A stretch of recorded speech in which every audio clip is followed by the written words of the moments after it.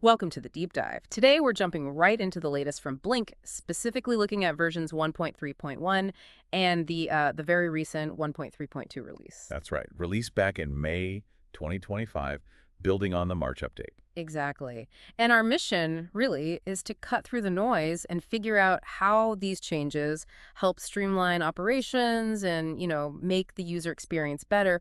We're focusing on the features that actually matter day to day. These aren't just minor fixes. They're pretty targeted improvements aimed at making Blink more powerful and, I guess, adaptable for different kinds of businesses. Okay, let's get straight into it then. First up, product level taxation settings. So now you can set tax rules per product. Why is that a bigger deal than it might sound? Well, it's about flexibility, really, Mm, and accuracy. If you've got a mix of products, maybe some are taxed differently, or you sell in places with totally different rules. right, like different states or countries? Precisely. Before, it was maybe a bit more general. Now you can fine-tune it for each item.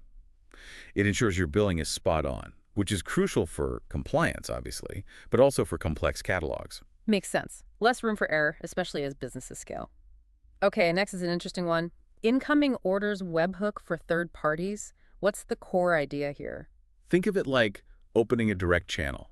It lets other systems, maybe your main website, a marketplace, even social selling tools, directly feed order information into Blink. Ah, so it brings everything together. Exactly. It helps centralize your order management. You Yeah. avoid having to, manually type things in from one system to another. Big time saver, less chance of mistakes. It supports that whole omni-channel approach. Okay, connecting the dots between platforms. Got it. Another update. Customer-bound promos in the app. So specific deals only show up for eligible users. Yes. This is about personalization. Instead of a general promo code everyone sees, you can target offers. So if discount is only for, say, new customers or loyalty members, Only they see it in their app. right. And often, it can be applied automatically. This makes the promos feel more relevant, boosts redemption rates, and cuts down on customer confusion or trying codes that don't apply to them. More targeted, smoother for the user. Okay, let's shift geographically. There's a Beez Logistics integration specifically for Saudi Arabia, KSA. Correct. This adds Beez as a supported delivery partner within Blink, but specifically for the Saudi market, TAU, I believe. So if you're operating in KSA or thinking of expanding there, This is key. It gives you a direct integration with a local logistics provider. That usually means, smoother operations, potentially faster delivery times, tapping into their local network and expertise. local know-how is definitely valuable. Okay, staying with communication, sort of. WhatsApp OTP via widi.io. OTP is one-time password. Why add WhatsApp to the mix? It's about meeting customers where they are. Lots of people prefer WhatsApp, right? It feels immediate. So sending verification codes, those OTPs, through WhatsApp via widi.io gives users another option. Might be more convenient for some people. Could be. And potentially reduces friction.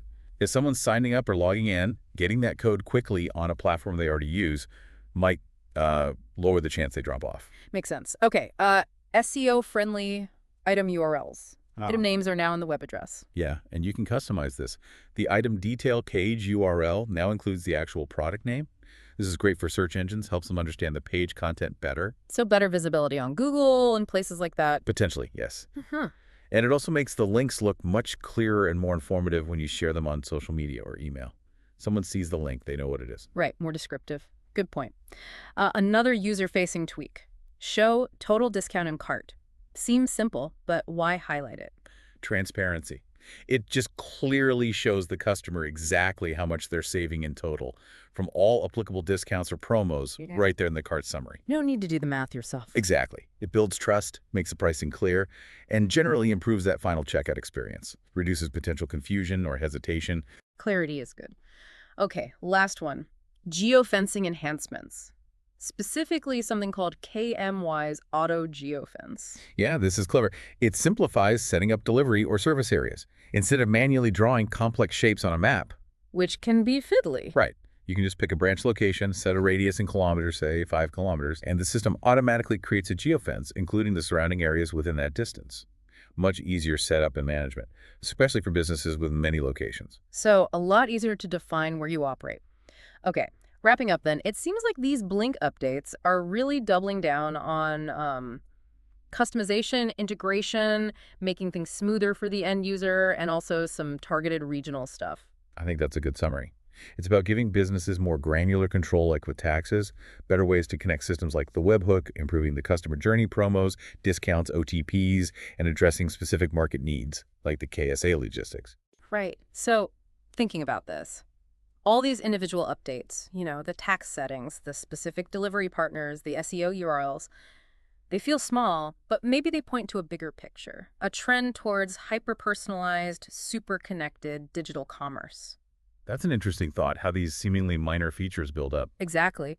What other small features that might seem minor now could actually be signaling the next big shifts in how online platforms work? Something to think about. Thanks for walking us through these updates. My pleasure. Well, always interesting to see how these platforms evolve.